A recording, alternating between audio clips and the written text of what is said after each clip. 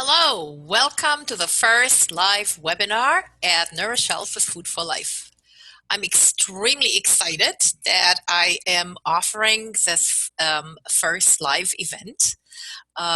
It feels a little bit awkward talking to a blinking camera. I'm way more comfortable talking to a live audience that I can see, hear, and feel.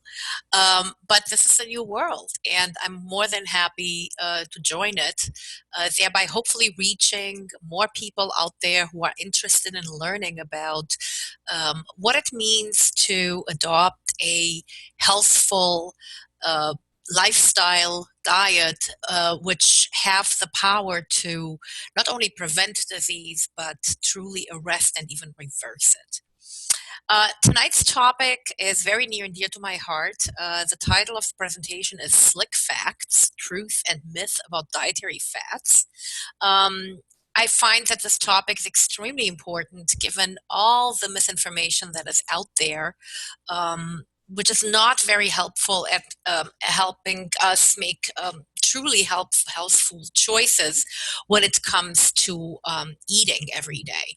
Lately, the American USDA dietary guidelines have added to the confusion. And so it becomes more and more important that we make sure to obtain unbiased information that is not influenced by marketing interests and other forces that do not necessarily hold the consumer's benefit and health in their minds. Before we start with the presentation, I would like to share with you some other news as well. I think this is an opportunity to do so, namely that I am also going to be offering a nutrition and health course live online, just like this webinar, starting on July 5th. And I'm here on my homepage, Nourish Health for Life website. On the left, you can see all the upcoming courses that are being taught at my office. But in particular, I want to point out the online Kickstart program.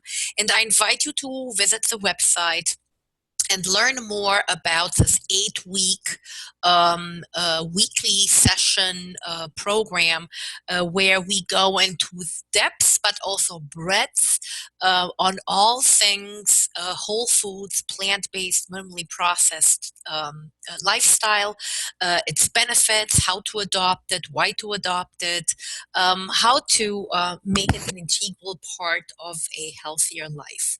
I really invite you to visit the website for all kinds of other information as well, since for those of you who live on the Massachusetts North Shore, you may also know that I give quite a few community lectures free of charge, always with the purpose of educating the public as much as I can about healthier ways to eat. So without any further ado, let's get to our presentation. The presentation on dietary fats.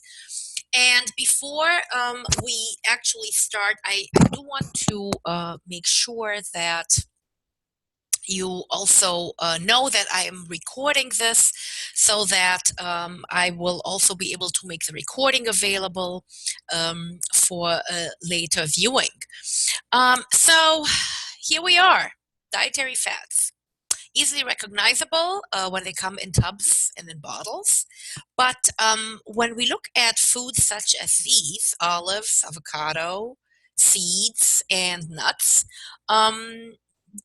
do fats come to mind for the very first thing?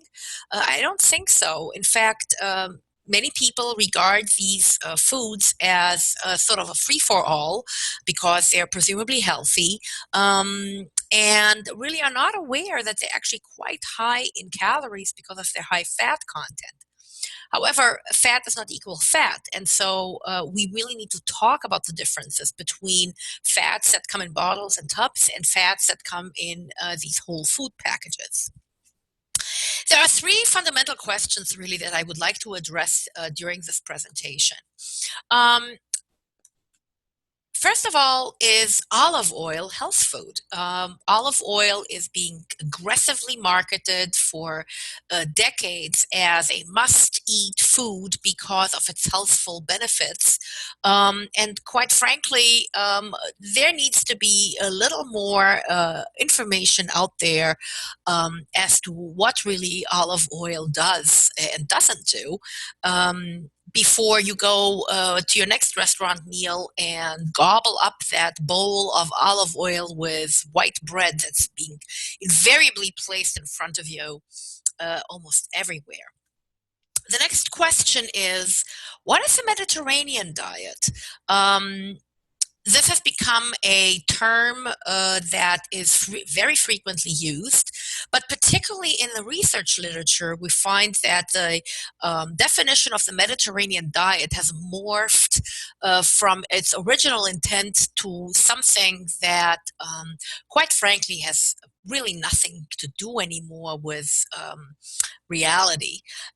Here I pictured a dish with white pasta, a piece of fish or chicken, I'm not entirely sure, slivers of olives and tomatoes, sort of the epitome of the Mediterranean cuisine.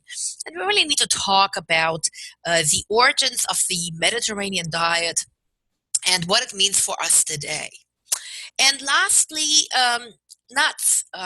So many people regard nuts as all the ultimate health food, whether it comes in trail mixes or just in plain big bags that people eat freely out of.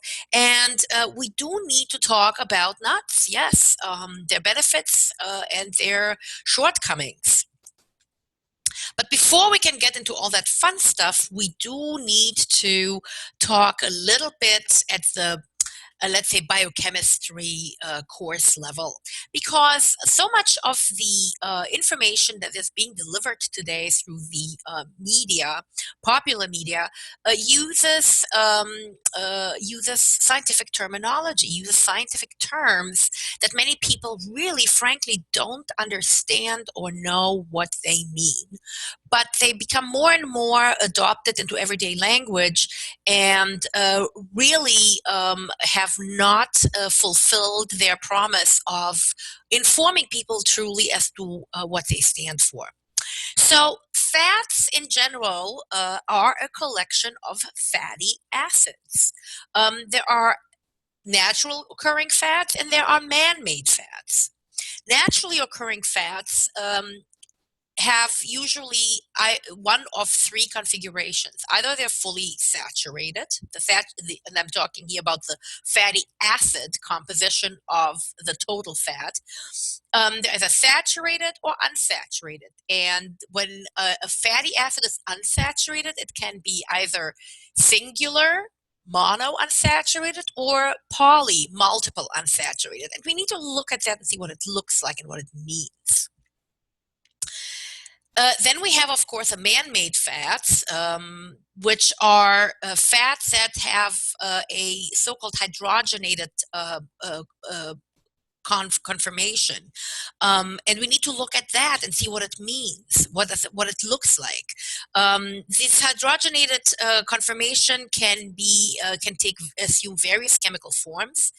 Trans fats are an example, and interesterified fats are another example. We will talk about why we began to develop man-made fats.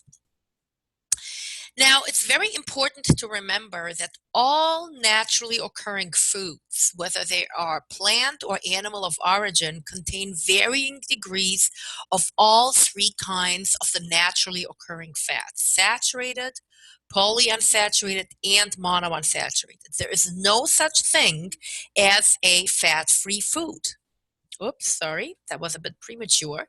Case in point, broccoli. And I'm sure that when you look at broccoli, you don't think about fats. Yet broccoli, in this case, about a little more than a pound, does contain fat. Of course, a small amount from its total calories, but here we go. Here you have your saturated, your polyunsaturated, and your monounsaturated fat. Keep in mind that adding these mathematically together will not give you the total fat as listed. It doesn't work that way, but that's for another discussion. It's simply important to remember that fat is everywhere. There's no such thing as a fat-free diet. Now, fatty acids, which make up all these fats, have various conformations, as I said before, but they all are essentially the same chemical makeup, and that is a chain of carbon atoms, as you can see here, a head made up of a so-called carboxylic acid group. And the head, just as I'm using the analogy of this little worm down here, is termed alpha. On the other end is the tail, like the little worm. The tail is termed omega and usually just ends with hydrogen molecules. So the entire carbon chain has varying degree of bindings to hydrogen atoms, whereas the head of the molecule always looks the same and never changes. There's a carbon atom with a double bond to an oxygen atom and a hydroxy group. Now in here, as you can see, each carbon atom binds with 4 arms to either to other carbon atoms or to hydrogen atoms. Therefore, as opposed to the head where you can see a double bond between carbon and oxygen, in here, each and every binding on the carbon atom is occupied. This is what makes this example of a fatty acid a fully saturated fatty acid, because there are no additional free binding abilities within this chain. As soon as we introduce a double bond within this carbon atom chain, as you can see right here, the conformation of this chain changes from a straight, like pearl-like chain to a molecule that already has developed a little kink. Now that's important because in space, these molecules occupy, with their different forms and shapes, fulfill different functions in metabolism. In the case of a single bond, like you see here, we are obviously dealing with a monounsaturated fatty acid because there's only one double bond within this whole chain of carbon atoms. In naturally occurring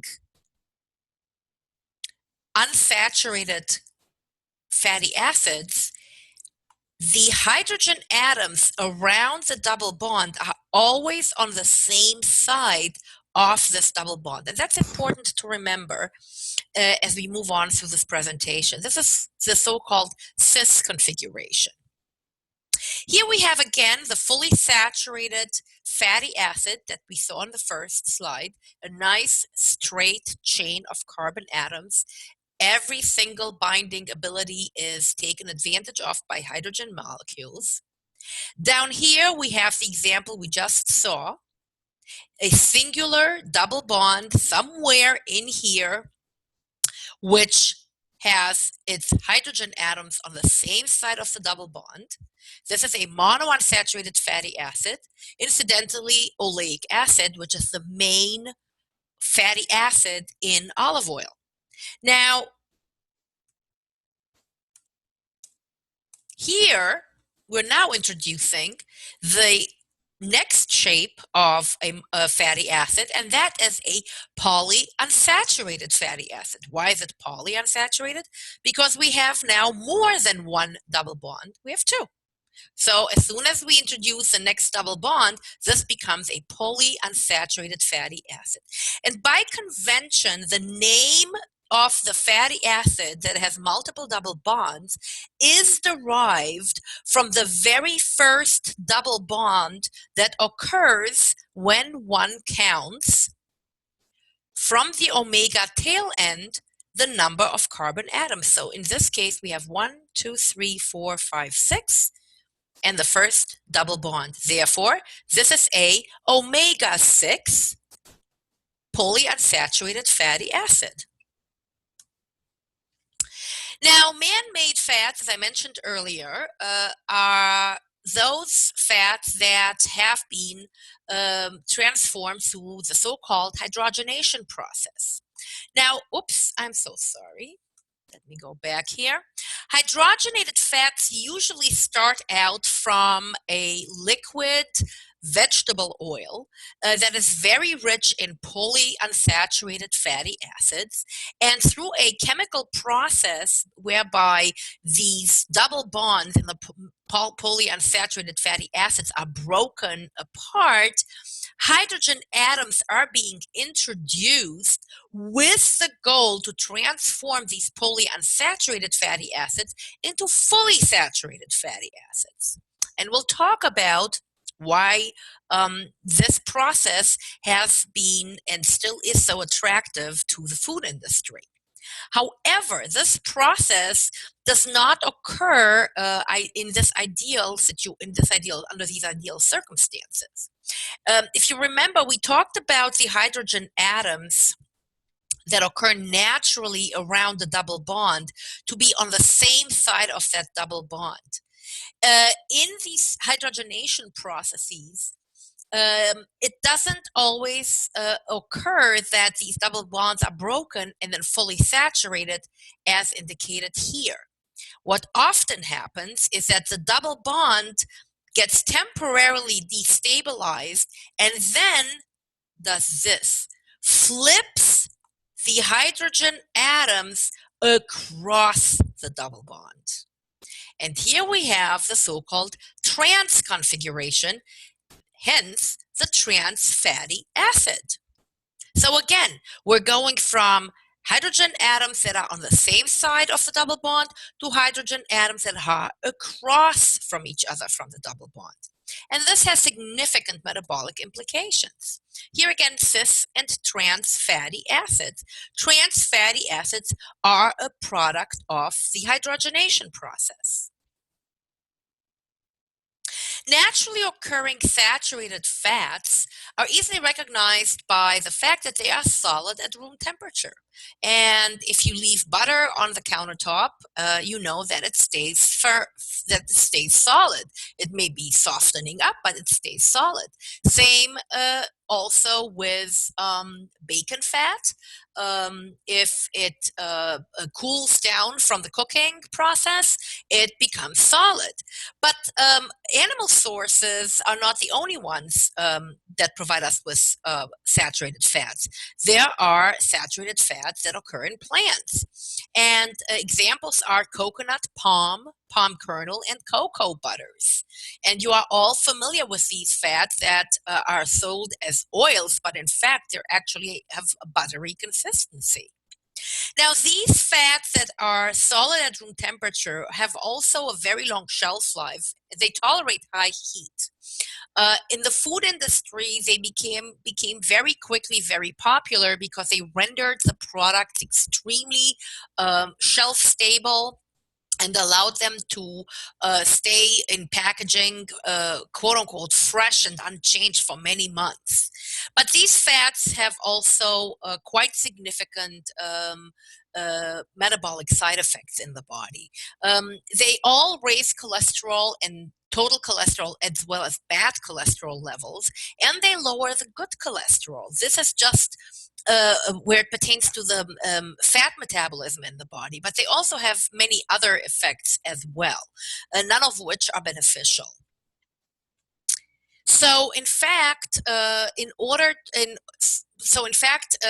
saturated fatty acids, both from animal and from plant food sources, have really the same metabolic effects. Oh, I moved already to the next slide. Let's talk about the monounsaturated fatty acids, which also are ubiquitous in foods. but in various ratios, as we will see. These fats are usually metabolically neutral. They don't really affect lipid metabolism in the body, but the foods that are particularly high in these monounsaturated fatty acids are also high in calories.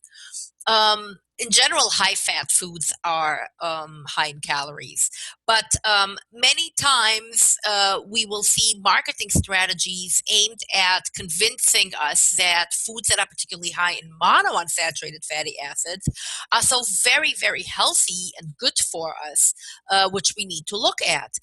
In the meantime, however, let the statement be made that these foods, high in monounsaturated fatty acids, are very high in calories. Point in case, olive oil.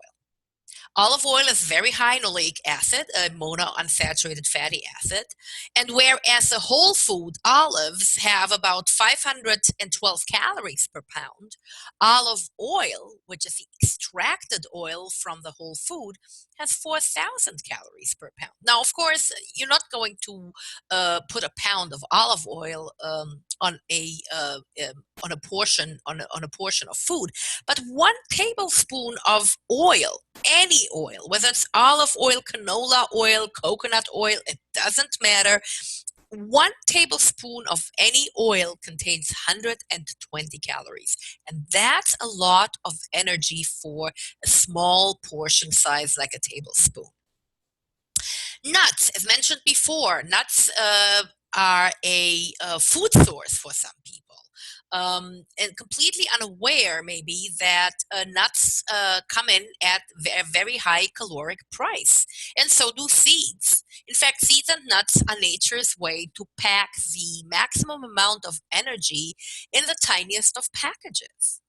So, therefore, these are foods that we clearly need to measure out when we want to enjoy them. The accepted serving size for nuts is 1 ounce, and I challenge you to think about when was the last time you weighed an ounce of nuts, of any type of nut, before you ate them.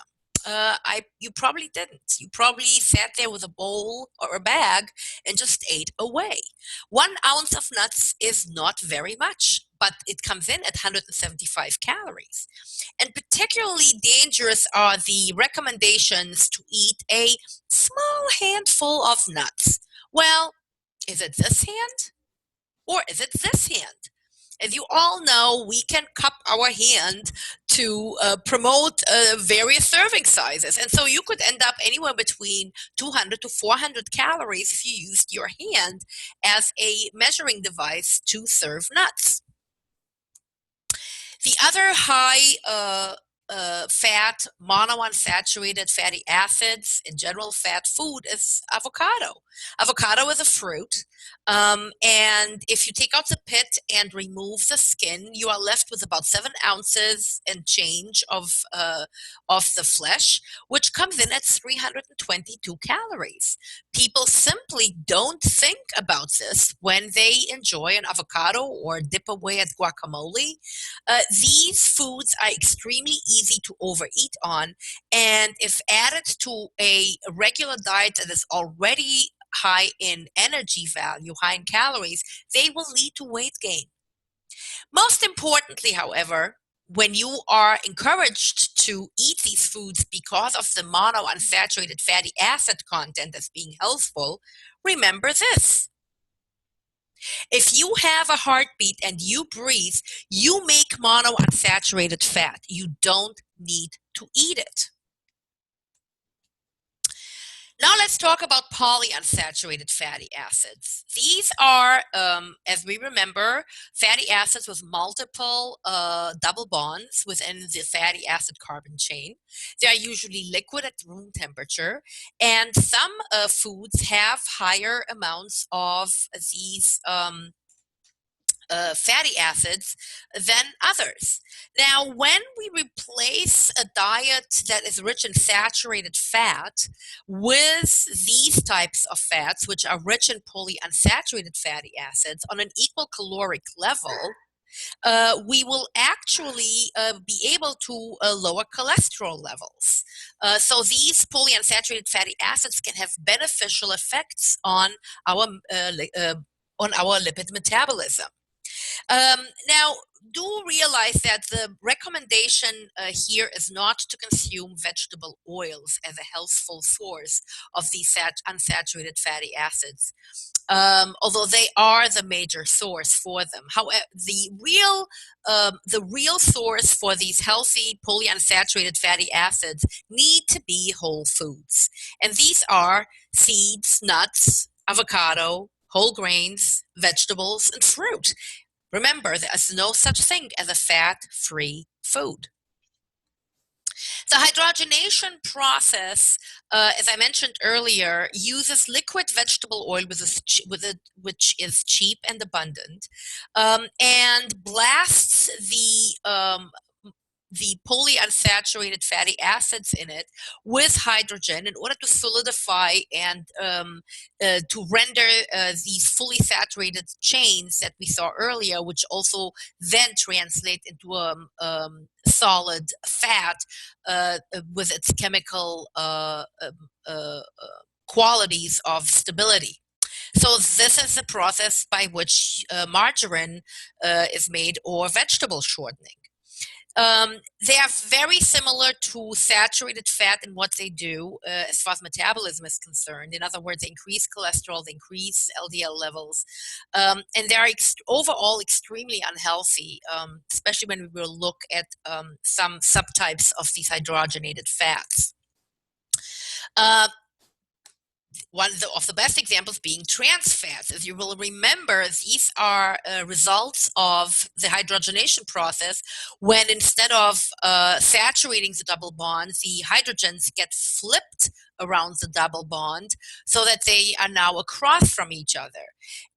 These types of fats have significant and deleterious health effects, as has been already established in many clinical and epidemiological studies. They not only mess around with the lipid metabolism by increasing cholesterol, LDL, and triglycerides, but they are also associated with increased risk for cancer and diabetes type 2.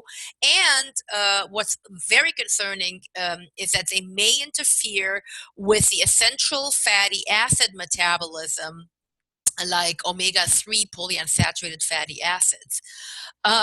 The World Health Organization has established that they really should represent less than 1% of total calories consumed. And the National Academy of Sciences actually says that there are no safe levels for these fats. And so, as you may be aware, these fats, these trans fats, which have been used ubiquitously for deep frying in many fast food restaurants, have actually been banned from many such establishments. Now, they are still ubiquitous, however, in many, many products out there, which now boast to be trans fat free. But in fact, trans fat has been replaced by other products. In comes the interesterified fat. Interesterified fats are also a product of the hydrogenation process, only that here the process does not begin with liquid vegetable oil, which is very rich in these unsaturated fatty acids, but rather it starts out with already highly saturated fats like palm oil, coconut oil, and even soybean oil. Now you might ask, why take these tropical fats, which are already pretty saturated, and blast them with more hydrogenation? Well, the reason is that if you have a relatively smaller amount of double bonds to break in the process of hydrogenation, your risk of creating these trans fats is much, much lower. And the chances that you will now take these highly saturated tropical oils, hydrogenate them, and produce a even more saturated fat is much, much higher. It's a cheaper and quicker process, and the food industry that just loves it. But these fats are very bad news, just as the previous trans fats were, because they also raise bad cholesterol. They may even mess around with blood sugar metabolism in general. And in order to avoid them, as just as much as you would try to avoid trans fats, you have to read the ingredient list. You have to read the ingredient list. Here's an example of an ingredient list of a product. Notice that when you try to read ingredient lists, they usually look like this. Block letters, usually on a darker background than this one, and usually in a very small print, because the whole idea is that you're not going to read it. So here, you really have to go down the list of ingredients until you come across the interesterified soybean oil. Just to see how the food industry gets away with this, here's an example for Crisco.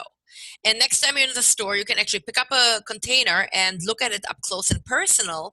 But on the container, it says there is 0 trans fat.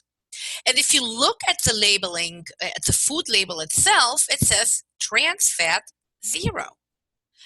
But when you go down to the ingredient list, you will find fully hydrogenated palm oil.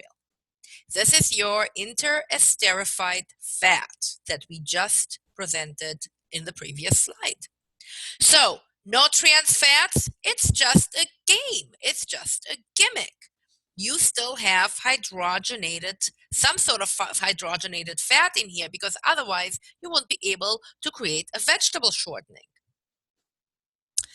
Earth Balance is another product that has become particularly popular with plant-based eating, because it's a buttery spread that people enjoy to use for cooking, for spreading on their toast.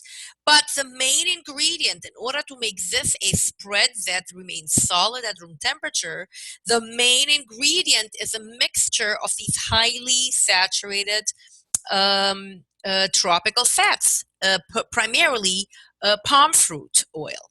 And so this, again, is a product that has the oils at base that you really want to avoid. Hydrogenated fats, whether they're trans fats or interesterified fats, are ubiquitous in commercial baked goods.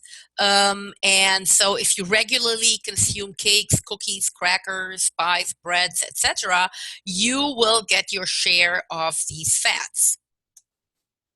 Now let's talk about some good guys here. These are the essential fatty acids. The essential fatty acids are polyunsaturated. They have multiple double bonds, and they're called essential because we can't make them. As opposed to monounsaturated fatty acids, we can't make these guys. No animal on the planet can make them. Every animal, every living creature that needs these essential fatty acids must get them from the diet. The two polyunsaturated fatty acids that are essential to us are omega-6 and omega-3. Incidentally, omega-6 is abundant, especially in animal-based foods, but also in plant foods. Omega-3, on the other hand, is much less abundant in the food supply. And so it's interesting and important to talk about where these are and how much of it we need. But the other thing that is very important to talk about is the ratio between the omega-3 and omega-6 fatty acid.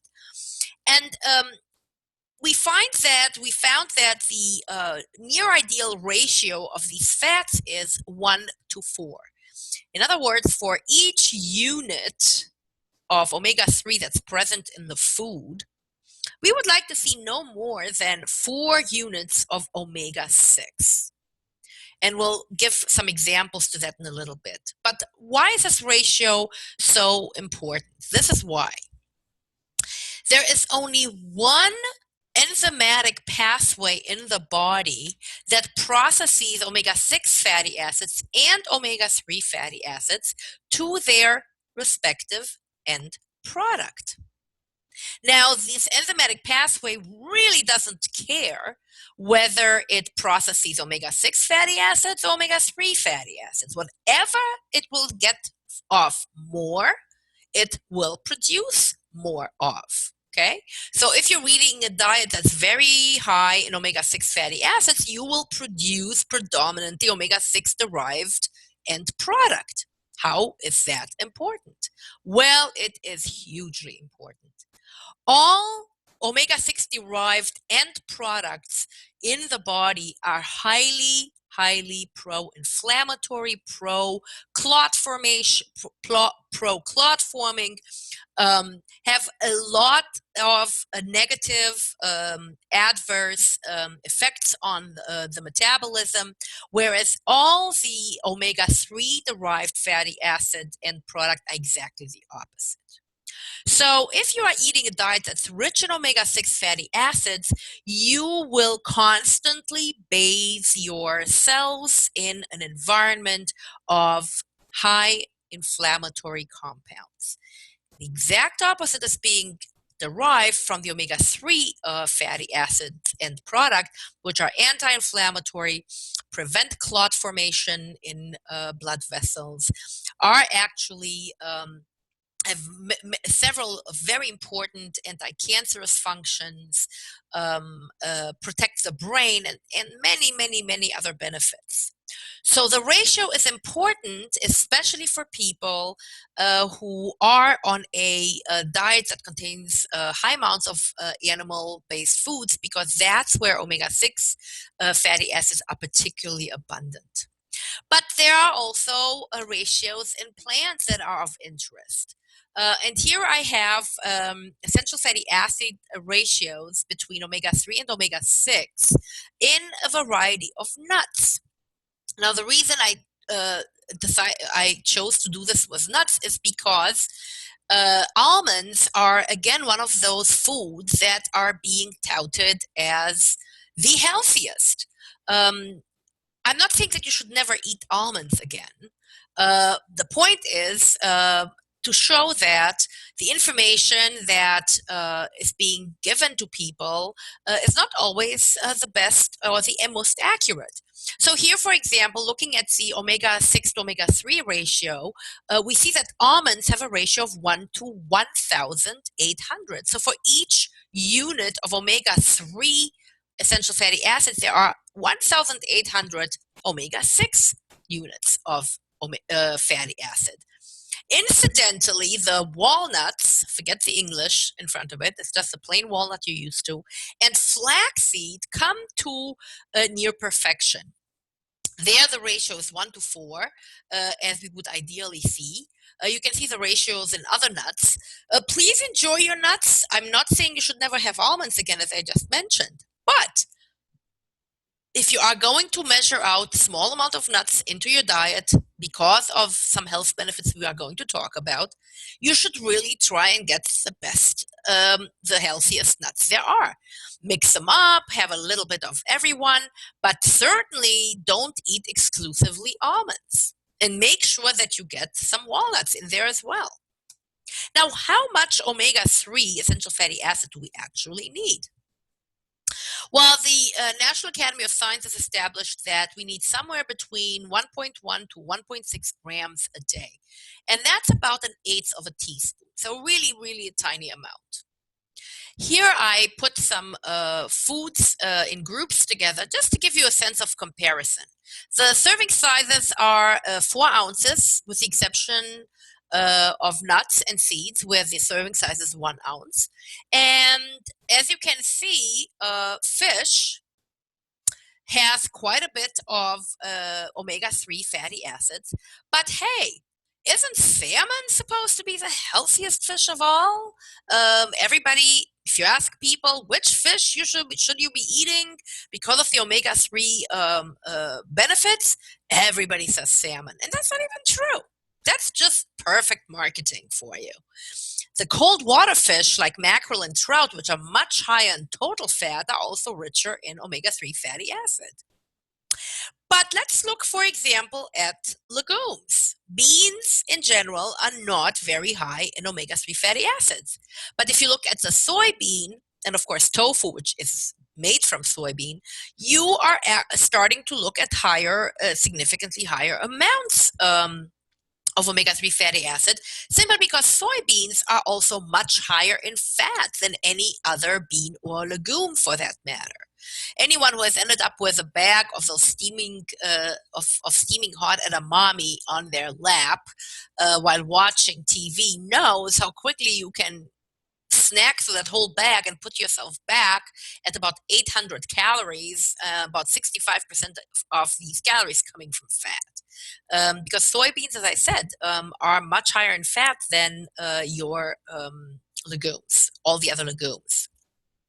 Going over to fruits and vegetables, well, they have some omega-3 fatty acid, but remember we're being told that we should eat at least 10 to 12 servings of dark leafy greens, vegetables, and fruit. And if you ate about 10 servings a day, could you come pretty close to the recommended daily amount? Yes, of course you could. Where do all the other animals and beings on this planet get their omega-3 fatty acids from? Obviously from plants. Now, going up to nuts, I put all nuts in blue, and with the exception of walnuts and flaxseed, which, as you can see, are quite high, way beyond what we would need on a daily basis in omega-3 essential fatty acids composition. Here's the thing, though. Look at nuts in general. All other nuts, with the exception of walnuts, bring per ounce 0.1 gram of omega-3 fatty acids in. So my question to you is, are nuts in general, with the exception of walnuts, are nuts in general a good source of omega-3 essential fatty acids? Well, the answer is a resounding no. You would have to eat 10 servings at least to come up with a recommended adequate intake. And if you remember, 1 ounce of nuts is 175 calories. So eating 10 servings to just get that tiny little amount of omega-3, not a good idea. Another way to look at the ratio is to put some other sources, fat sources, up for comparison. And anytime you're looking at these bar graphs, they will be in order of their saturated fat content, which appears here in the green bars. The yellow depicts the monounsaturated fatty acids portion, and the purple represents omega-6 essential fatty acids. With the blue, we're looking at omega-3 essential fatty acids. And let's just look at some ratios and talk about some different fats. Irrespective of what bar graph you're going to look at the very end of high saturated fat content are always going to be these three guys. The tropical fats: coconut, palm kernel, and cocoa fats. They are higher in the saturated fat content than even lard and butter. That's pretty remarkable, don't you think? Now, where's our olive oil? Right here. Here's our olive oil, which is touted as such a beneficial and healthy oil. Well, let's look at it.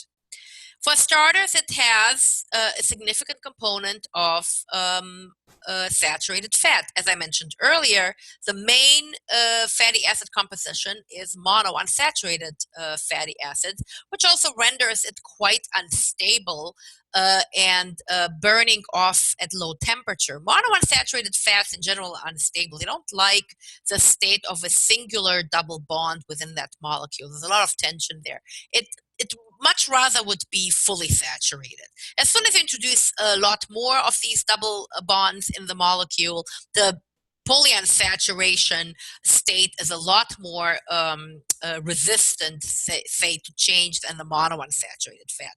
So olive oil usually burns off at low temperatures and actually becomes carcinogenic. If you take olive oil and refrigerate it, you will see that it begins to precipitate. It becomes cloudy. Some of these monounsaturated fatty acids actually become saturated. And there you have the ratio of omega-3 to omega-6. First of all, olive oil has almost no omega-3 component in it, and the ratio is 13 to 1.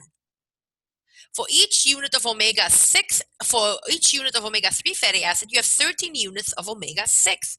This makes olive oil quite pro-inflammatory.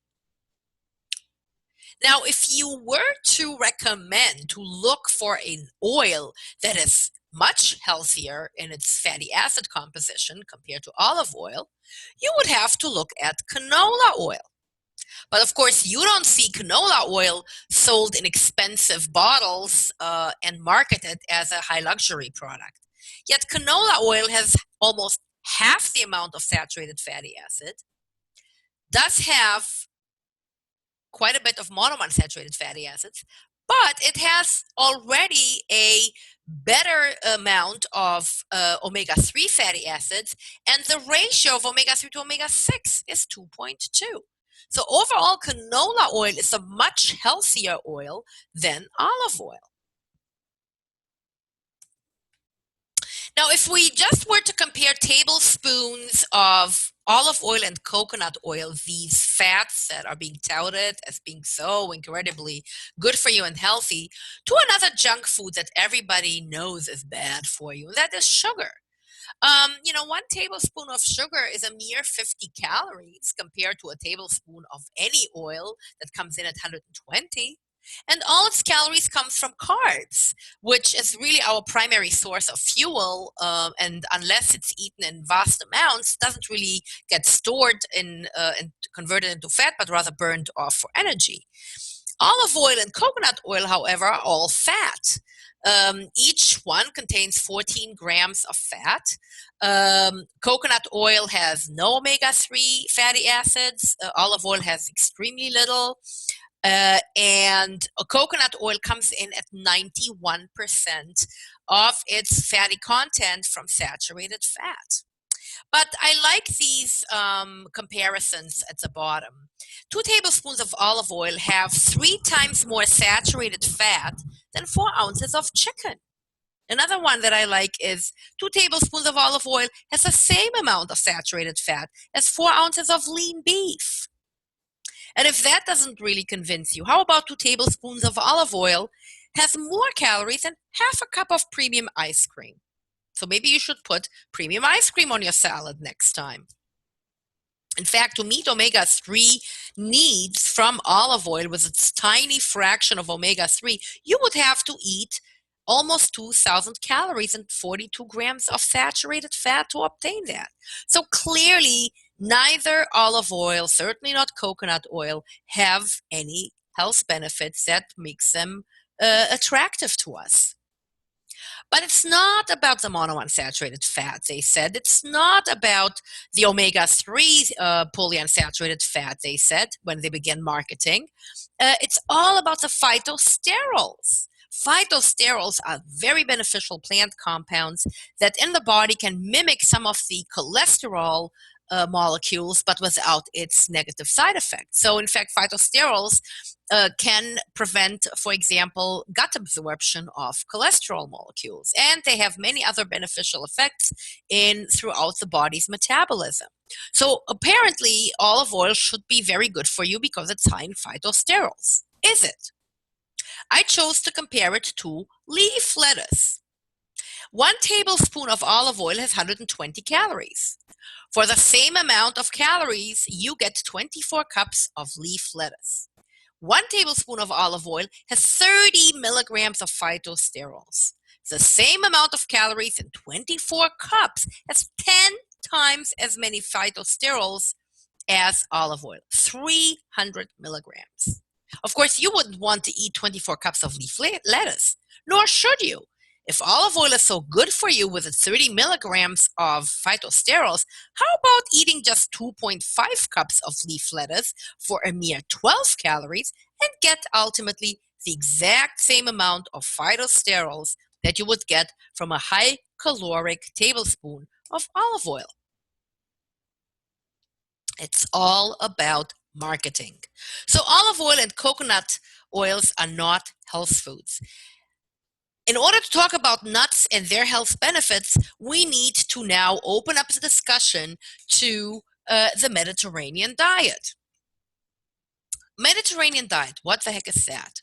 Well, it's obviously the diet eaten around the Mediterranean basin. Here's the Mediterranean Sea, and let's see. 21 different nations on 3 continents surrounding the Mediterranean Sea. Well, do they all eat the same? I doubt it. So, where did this concept of the Mediterranean diet come from? In order to talk about that, we need to go back in time and in geography to the island of Crete, of the Greek main island. This is what the Germans did to the island of Crete in World War II. They pretty much decimated it. And so after the war, the Greek government invited in the Rockefeller Foundation to do some epidemiological data collection and make recommendations as to how the infrastructure, economy, and health status of the population could be improved. And the data got collected and stored somewhere in a vault until a guy came along by the name of Ansel Keys, the first nutritional scientist who performed a key epidemiological study, the so-called 7 country study. Ansel Keys came across, he even made the Time magazine cover, as you can see, because he came across this data that the Rockefeller Foundation had collected on the health status in Greece, especially on the island of Crete, and he was just absolutely dumbfounded that the incidence of these diseases, which already in the 50s began worrying America, diabetes, high cholesterol, heart attack, stroke, etc., were almost non-existent. He therefore went further and invited colleagues from other countries, which you can see listed here, to do similar comparison studies of their populations and see what the deal was. And again, Greece was a clear winner in all the studies, especially the people on the island of Crete. Well, if you look how they were eating right after World War II, the saturated fat intake, monounsaturated, trans fat, fiber, cholesterol, these numbers may not mean very much to you looking at them, but I assure you that they were quite astonishing. The cholesterol intake was extremely low, fiber was intake was extremely high. There was almost no trans fat in the diet, and overall the saturated fat intake was very low. Then these same researchers went back in 1990 to see where the population on the island of Crete were at with their dietary intakes, and look at what happened. Now, the Cretans were already at a fiber intake as low as the average American.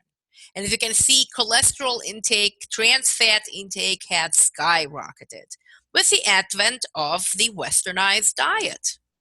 And so what they found was that initially the incidence of coronary heart disease on the island of Crete was lower than 1%. But when they went back in the 90s, the incidence of coronary heart disease was already as high as 10%. And they completely attributed it to the significant changes in the Cretan diet, which initially had included predominantly bread, fruit, potatoes, plant-based foods. But then, as prosperity set in, these were abandoned in favor of meat, cheese, and in general, animal-derived foods.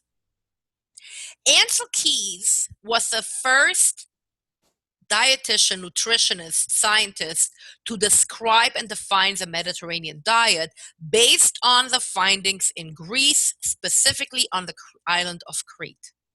The diet back then looked like this. Over 90% of the food intake were whole foods, plant-based. Animal-based foods represented 10% or less of total daily calories. Overall, the diet was therefore very low in fat and cholesterol and very high in fiber. Alcohol intake was moderate.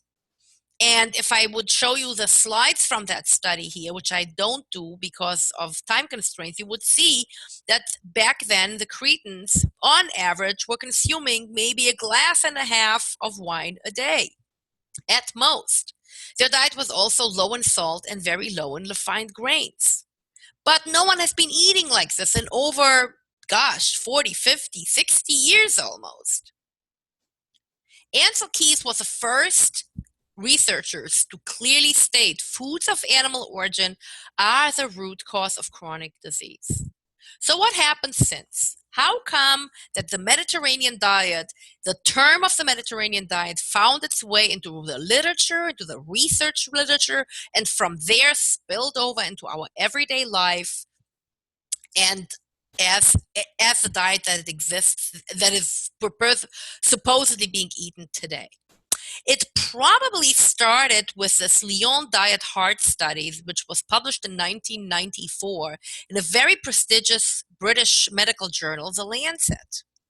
Here, the authors of the study wanted to know what happened if you were going to feed people a so-called Mediterranean diet that was rich in alpha-linolenic acid, which is basically omega-3 essential fatty acids. What was going to happen to people who already had a heart attack? They took 605 participants who already had a heart attack and randomized them into two groups. And the experimental group was switched from animal-based fat to plant-based fat. However, and this is really important, they weren't using olive oil in the study. They were using canola oil. Now, remember what I showed you in that slide with the bar graphs? Canola oil is a much healthier oil than olive oil. And somehow these guys knew about it, because when you're looking at the dietary protocol, here's the control group, the people who were told to continue eating their animal-based foods as they had before.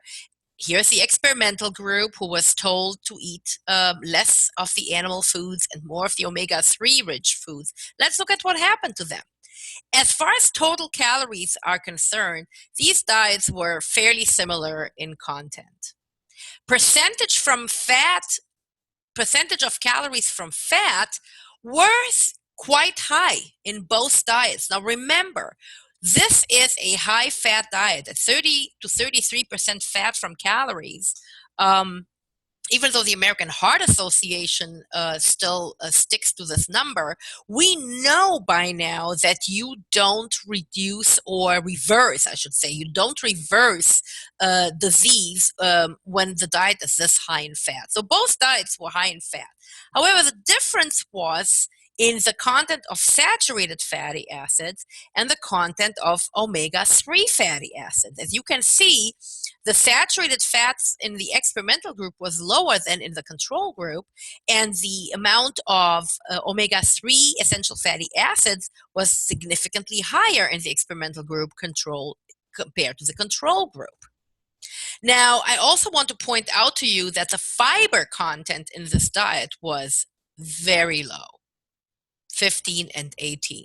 And cholesterol intake in both groups was quite high. Now remember, this is the diet eaten by the Cretans, which defined the concept of Mediterranean diet.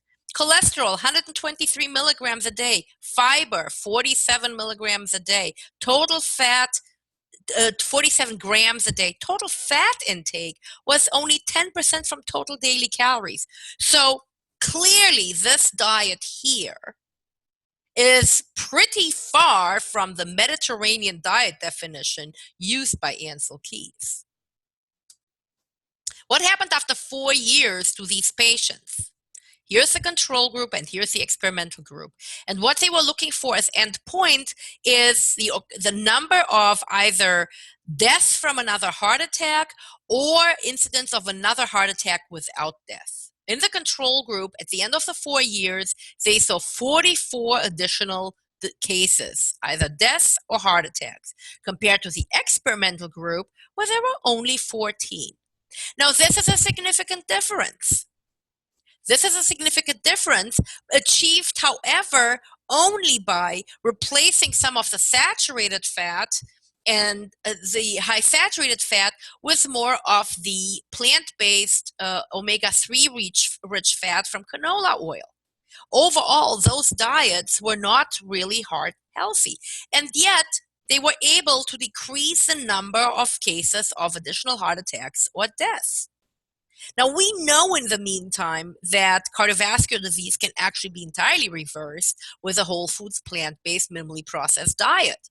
A diet, however, that is either completely devoid of cholesterol or has minimal amounts of cholesterol in it, and preferably none, and where the fat intake as a total percentage of calories should not be higher than 15%, half of what was done in this study.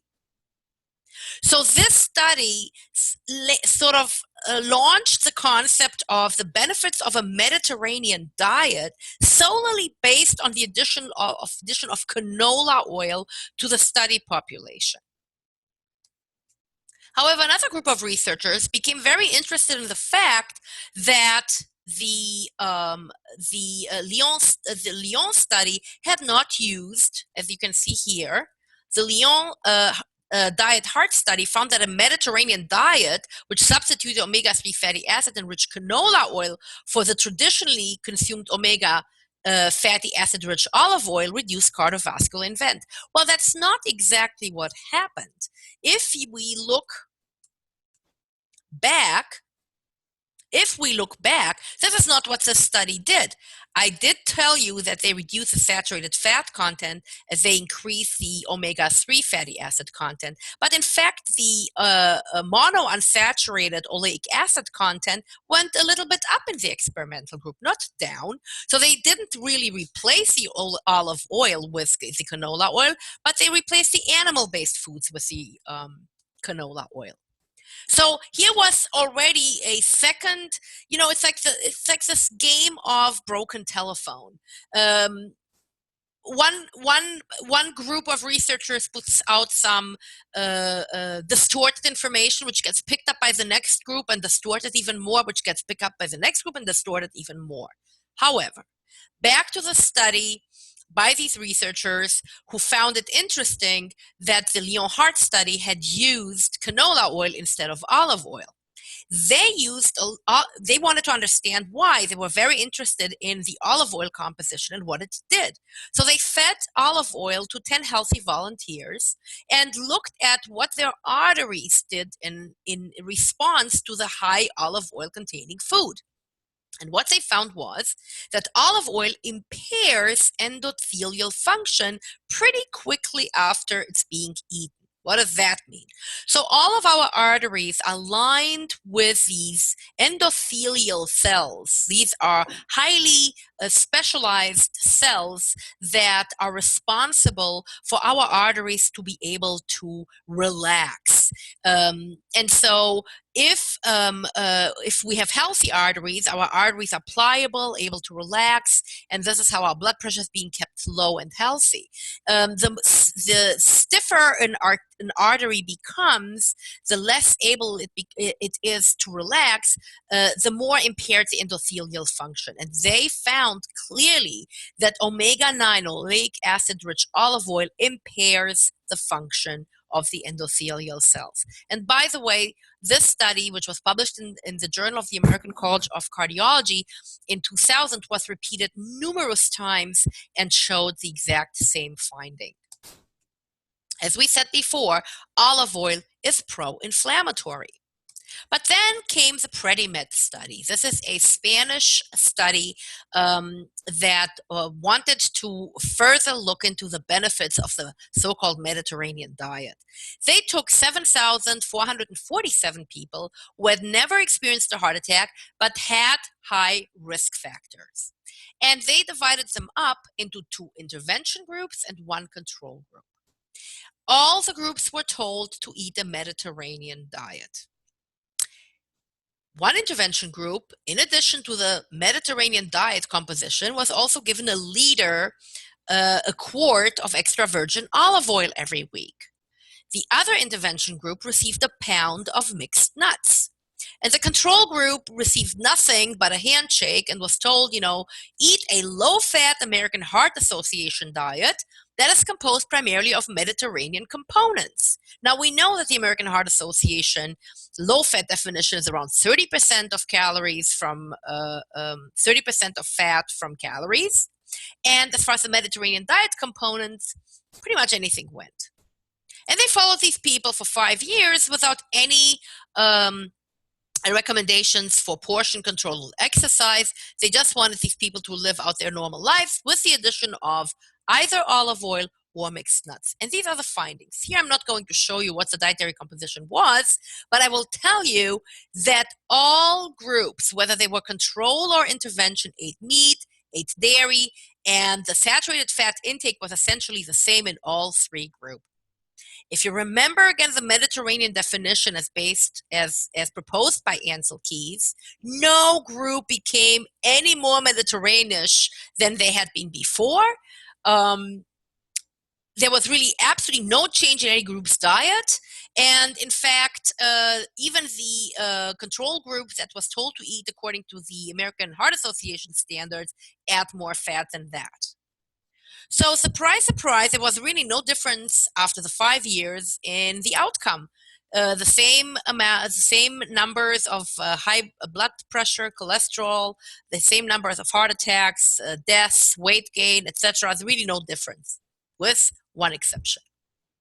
Interestingly enough, the nut group had half the number of stroke victims than the olive oil group. And that was, the nut group had half the number of the stroke incidence rate of, I did say that, I think, the oil group, right? Yeah, exactly. So that was very interesting because something about nuts seemed to be making a difference here. And so again, a group of researchers took the subgroup of the population from the Predimed study to look closer at what had happened to them while eating nuts, even though the rest of their diet really, quote unquote, sucked. And what they found was, as they were looking at these participants with the advantage of catheterization, they found that the Predimed nut group showed actually either lack of progression or even regression of the arterial plaque formation. You know, these plaques that are a product of inflammation and that ultimately narrow the vessels to the point that blood flow is hampered and a stroke happens. Or a heart attack. In this case, however, it seemed to have quite an impact on stroke outcomes. So it seems that adding nuts to the diet may have a beneficial effect on the endothelial function. Other studies later showed the same thing, and a lot more epidemiological studies followed, which really saw a correlation between the nuts and nuts' abilities to boost arterial dilatation up to even 30%. Interestingly enough, looking at the seven Adventists, those who follow the full plant-based diet as their religion recommends, even Seventh-day Adventists who are fully plant-based, if they eat more nuts, have apparently dramatically reduced death risk compared to vegetarians who don't. So there's something about nuts that reduces the risk of stroke, as seen in the Predimed study, but also really reduce and arrest the progression of atherosclerotic plaque in affected vessels. However, as we said before, we need to be careful because nuts are high in calories. Now, Mediterranean diet, the concept of the Mediterranean diet, overall, I just gave you two examples of studies which claimed to look at the Mediterranean diet and its benefits, but actually did no such thing. The problem is that overall researchers have really passed on the baton of bad methodology, if you will, by talking about the Mediterranean diet that was as far removed from the original definition as possible. And they generated thus a lot of confusion. But they also generated newsworthy, quote-unquote, findings that then spilled over into the everyday media and popular media, translating the Mediterranean diet into things like cheese pizza, noodles with meat sauce, and bread dipped in olive oil. I mean, let's face it, Italian restaurants brag about serving the Mediterranean diet, but what they serve is a travesty of it. There's nothing to do with a healthful dietary approach from the island of Crete. So a group of very astute researchers said, enough is enough. We can't let hundreds and hundreds, thousands and thousands of research papers be continuously published, claiming the Mediterranean diet as their study objective, and boasting results, without truly understanding how each and every such research paper has defined the Mediterranean diet. So what these guys did, they devised a Mediterranean diet adherence score. In this score that they devised, they scored food groups in each research paper they looked at. And they deducted points from that research if the diet used for research contained animal-based foods. But they added points to it if the research used increased plant-based foods. So basically, if you took the Lyon Heart Study or the Predimed study and you gave them a Mediterranean diet adherence score, you would find it to be quite low, because they allowed for high amounts of animal-based foods in those diets. So then these researchers went and did a so-called meta-analysis. Whoops, I'm so sorry. They did a so-called meta-analysis. I just wanted to highlight this for you.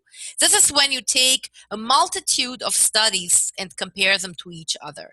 And they basically looked at hundreds of studies that claimed to be researching the benefits of the Mediterranean diet, and they looked at each and every study as to how they define this diet by using their Mediterranean diet adherence score.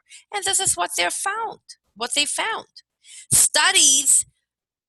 Studies that had high MDAS scores showed also that the incidence of coronary artery disease, heart attack, diabetes, and cancer, and overall death rates were low.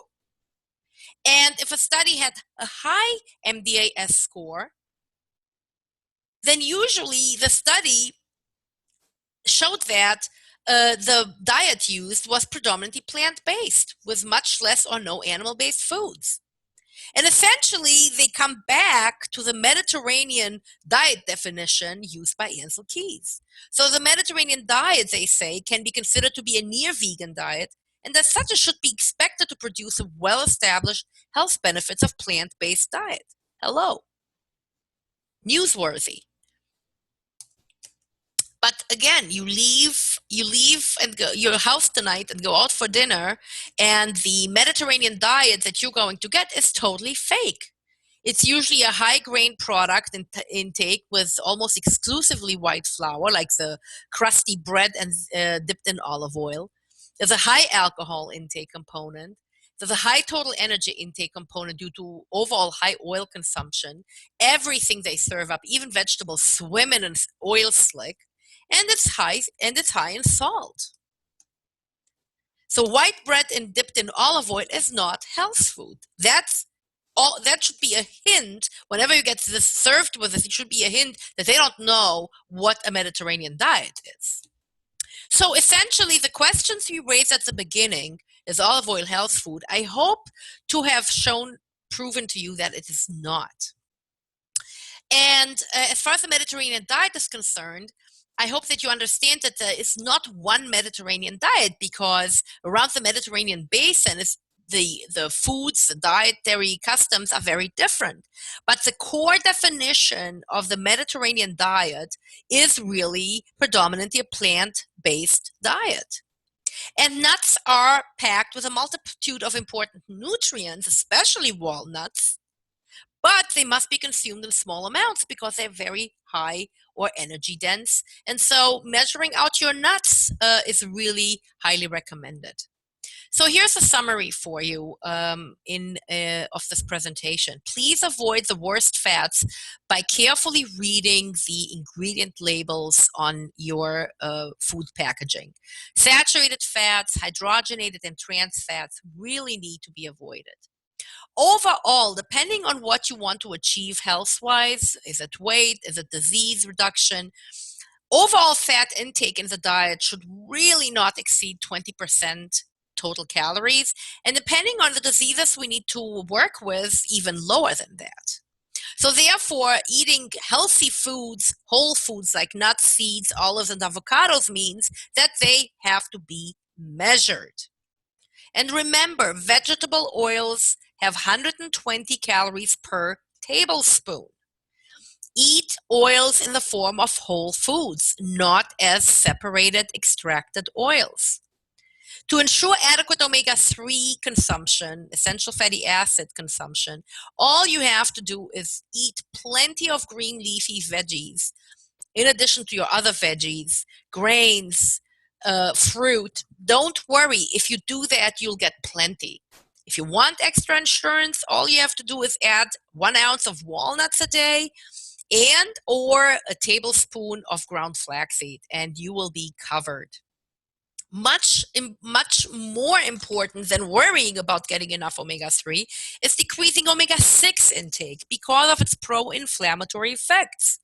And the best way to do that is by reducing oils in the diet, vegetable oils, processed foods, and animal-based foods. In essence, focus on as much as possible unrefined whole foods, predominantly plant-based diet. And remember, don't eat fish, live like one. Thank you very much for watching and listening. And please remember to check out nourishhealthforlife.com for the upcoming online 8-week workshop. And please email me with any questions, comments, or anything else you want to communicate. It's been a pleasure being here online with you and for you, and I'm looking forward to future workshops.